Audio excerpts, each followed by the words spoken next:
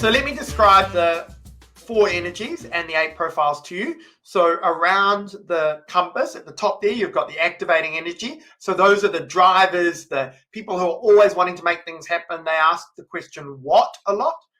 On the right-hand side is the is the energy of the inspiring energy, which is all about the people-focused. They're the who questions, and I'm giving you a very top-level idea here. The grounded energy is the sustaining energy. Those are the when and the where people. They're very grounded in their thinking. They want to make sure that the promises are honored, that the energy of the organization is true to itself. They like feeling connected to their team, very grounded in the way that they think. And on the left-hand side is the refining energy, which are all data and analytical. They want the information, they want the precision, they want to know how. So the 4 natural energies are essentially the what question, the who question, the when and the where, and the how question. And then in the middle there are the 8 profiles: the catalyst, the champion, the coach, the connector, the custodian, the cultivator, the conductor, and the calibrator. And so those are the 8 profiles in the middle there. You would think that I would know those off by heart, given how many times I've talked those through over the years. And each of those 8 profiles show up in a different way based on where they are relative to the natural energies. So the catalyst is the complete sort of activating energy profile, and they will show up very differently to a champion who's got that activating energy, but also got a lot of inspiring energy. And that's why they're on that cusp of the activating and the inspiring. So the example that you're saying is if we've got these 8 types and people can be on the cusp, it's also not quite that cut and dry that you're just a champion or just a catalyst. Sorry, to clarify, I was saying they're on the cusp of the 2 natural energies. So the activating and the inspiring, if you look on the compass, the champion energy is a combination of those two, the champion profile is a combination of those 2 energies. Now, that said, it is also not cut and dry. There is nuance to this. There is personal history. There's experience, a whole lot of things that will play into this. So it's not to the point absolutely cut and dry, for sure. And different champions will show up in different ways. But what we're looking for is the overall contribution and understanding of what it is you're looking for from an individual in a particular role. And as an individual, what you're looking for is to understand your profile, take from it the value that you can take from it so that you can contribute more and more and better in your journey of contribution in any organization that you happen to be involved in. So, Carl, up to now, we've really spoken about the tool itself and how it contributes sort of at the individual and team level. What I wanted to ask you is, what does this mean for a business? Can we show that the contribution compass impacts the bottom line, and how? So we absolutely can. And the reason why we can is, if I take, for example, at a board level, if you've only got one type of energy sitting around the board table, your questioning, your engagement, your activity for the board is going to come from one perspective, regardless of the skill and ability of the people sitting around that table. So we can correlate the makeup of a leadership team, the makeup of a board with the performance of the business. What we want to see is a variety of thought, a diversity of thought. And we know that the research globally keeps reinforcing diversity of thought is a driver of business profitability.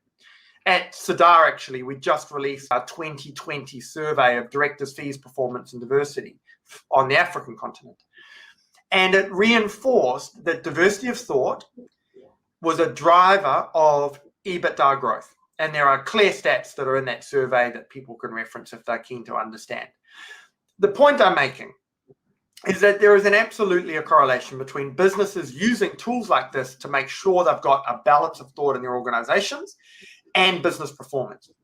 And I think sometimes we forget that financial performance is driven by operational performance, and your operational performance is driven by the people that you have in roles. There's a direct connection. It all starts with people, and we need to get the people bit right in order for us to be successful in our organizations.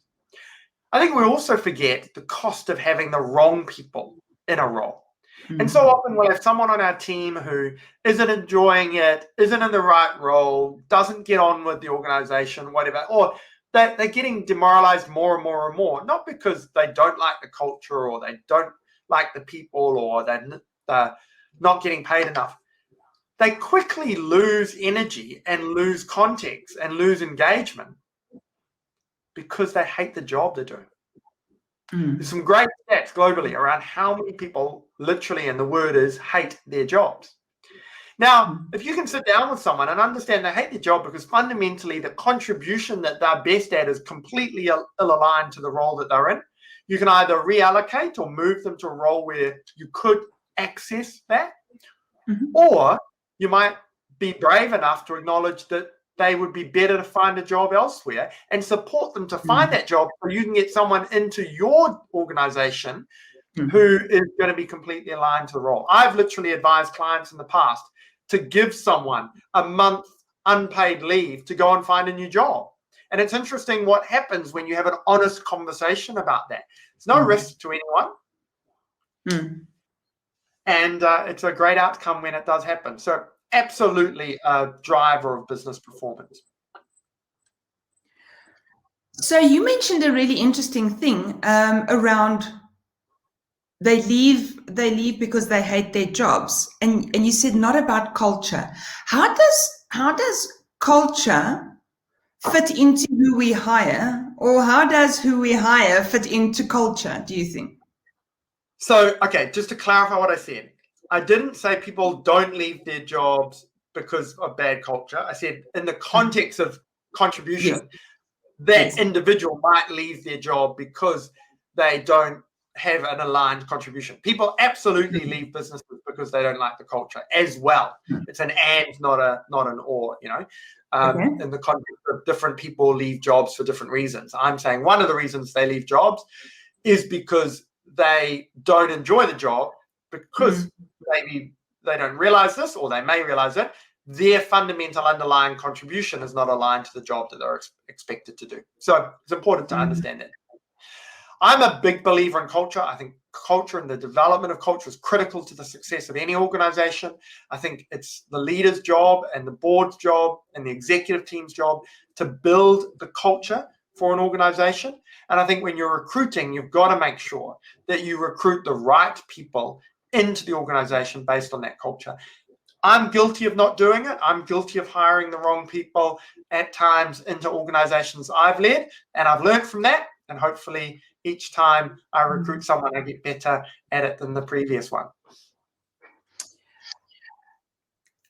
So thanks for that. So my question is around culture. Let's say, for example, I have an accounting firm. Will I then go and hire a bunch of people that are all good at maintaining, at creating stability, and stay away from people who, for example, have, energy to communicate, to influence, that kind of thing? How does that match to the contribution compass, or is there no overlap?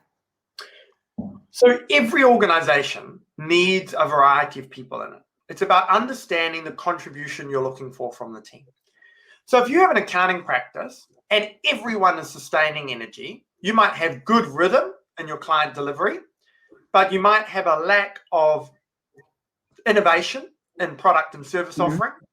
You might have a lack of systematization and development in the organization. You might have a lack of sales and new client acquisition. So just because you're an accounting firm doesn't mean you only have one profile. You still need to see a variety of people in that organization in different roles, playing different functions based on the contribution you're looking for from different people. So if you need a partner whose core job is going to be bringing in new clients, then go find a partner who's a champion or a coach. if you need an audit manager whose key role is analysis and precision, then go and get yourself a conductor, as an example. Yes. Use the Okay. contribution identifier and work out who you need for the role. You see, you're back at that again. Wonderful. So the age-old question, I mean, you know that I use different profiling tools as well. Do we implement this from the top down or the bottom up? What's going to give managers the best understanding and the best impact of this in a very quick turnaround time? Great question. My answer, in a round circle. Put everyone in the organization through a process of understanding themselves, understanding their role in the organization, and understanding the team that they're part of. And then at different levels in the organization, train and develop differently relative to the role. So, for example, with your chief executive or your managing director, it might be their leadership skills and development. It might be understanding their executive team so they know how to develop operational and strategic priorities and who to use for what. At your frontline, it might be about understanding that different people are going to bring to the table a different perspective on how the customer's experiencing things. And you need to listen to different frontline team members depending on the question, or that they need to listen to each other because each other are going to bring different things to the table about the way the customer's expecting something or the way something's been implemented or being delivered. And then at a middle management level, as an example, the development of training and knowledge and use or the application will be slightly different as well. I'm a big fan, and I know there are a number of different models around the world that people can use. I'm a big fan of organizations choosing a profiling model and then fully implementing it in everything they do. Whether it's the best in the world, being the contribution compass, or it's someone else's model is up to you. But I really encourage you to choose a model and tie it into the way you run your business. There are too many people who do profiling as a little interest thing or a team building day, and they don't use it as a performance enhancement, a development, a recruitment, and critical, a business management tool. And the Contribution Compass, with the aligned tools, like, for example, the Management Compass, which is a piece of learning that you can read and learn and understand yourself around how different areas of management correlate with the different profiles. By understanding those things, you will have a better business. Okay, so now my business is going to buy the Contribution Compass and we're going to implement it. Do my managers, so let's say there's a team and there's a manager at the head of the team. Does the manager have to learn how to understand the Contribution Compass and almost become a facilitator of it? And is that part of your process? How does that work? So I think in every organization, there needs to be at least one person, in bigger organizations, more people, who's really understanding the tools so that they can lead internal development and create awareness of its application. I think like any profiling tool or anything really when it comes to implementing it in a business, you want some internal champions, and then you want to create constant reinforcement and engagement and conversation around the profiling tool. And I would do the same in the context of a business.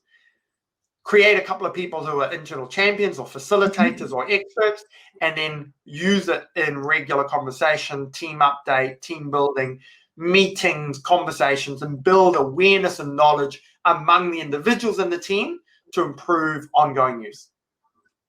So almost make it part of the culture. Exactly. Make it part of the way part of the way you run the business. It's a little bit like no one comes to us when we've sold something and says, what do we do now? They know that on Xero, we issue an invoice. It's a little bit like when we're talking about teams, if Contribution Compass is your reference point, we know we talk about contribution. We know we go, okay, so there's a challenge here. Let's start off. Who's involved? It's all activating energies. Well, that's probably part of our problem. Can we bring in someone else to the conversation before we try and do root cause analysis? Wonderful. I just want to carry on refining my question because I understand everything you said. It makes perfect sense. But I think my question is the contribution compass easy enough to use so you don't have to be an expert to manage your team in it? And what do you guys do to facilitate that process? So we have a facilitators program that you can undertake and go through, and that's a great way of learning about it. There are also shorter courses, 1 day, 2 day events that you're able to engage with to learn about the contribution compass and apply it as a manager or as a leader within your organization. And our different partners have different ways of doing that around the world. Really good programs to help the development of teams to apply it. So you don't have to be an expert where you know all the ins and outs of it. I would recommend a business do some internal training. You've got your partner that you're connected to, and you can use them as appropriate. Wonderful. Thank you. So then when we take a look at, you were talking about use it in the entire organization, and it makes a lot of sense. But what I wanted to ask you about is this gap between skill and potential. How do I know we spoke about it previously, but how do we bring those two together? Is skill really just dictated by, the job profile? Or is that skill also somehow dictated by what's in the contribution compass? So it's a good question. Your skill and your contribution are different. But if you're developing your skill in alignment with your contribution, you're going to amplify it. So we don't say at the Contribution Compass that people can't do things, because it's just not true. Mm-hmm. What we do say is the more you're aligned in your role to your contribution, the better you're going to be. You're going to leverage yourself faster. So naturally what follows on from that is the more you train and develop in your area of contribution, the more valuable that training is going to be at leveraging what it is you bring to the table. So am I hearing that the skill development comes from the job profile, the contribution development comes from personal development, and those two meet in the middle? So your contribution development will come from personal development, but it will also come from skill development, because they leverage each other. You can't disconnect them, right? So as a champion, one of the things that I'm naturally willing to do is hop on a stage and talk, right? Give me a topic and I can spend half an hour chatting about it. If I develop my skill as a speaker by doing speaking training or a speaking course, etc., I'm developing a skill, but that skill is naturally aligned to my contribution. So they cross over. They're not independent of one another. Okay, perfect. Carl, again, the hour has gone too fast. I see it is 5:02 already again. Thank you so much for your contribution, today. We really appreciate having you with us. Thank you. Bye. Bye-bye. Everyone, once again, Carl, always a font of knowledge, always great to be speaking to him. I will include all of those lovely links at the bottom in the session notes. Remember that the contribution identification tool is a free tool, so hit that up. Please make use of that. If you like what you've seen here today, we've got lots more for you. So please subscribe by clicking on the button below somewhere, not on the video, on the actual page. And then please also click on the notification bell so that you can see when next we have new content for you. It's normally twice a week, so you shouldn't be flooded by our notifications. And then if you are following us on LinkedIn and Facebook, welcome. We're glad to have you there. And please like, share, comment. We love to hear from you. And we look forward to seeing you at the next episode of Performance Cafe. Have a good one.